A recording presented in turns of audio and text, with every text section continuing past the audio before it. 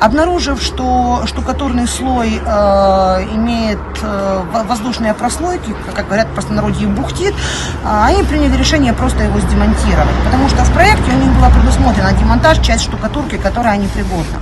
В случае же с реставрацией, независимо от состояния этого слоя, он должен быть укреплен и сохранен. В связи с этим, собственно говоря, определенный участок монументальной живописи на этом объекте был утрачен.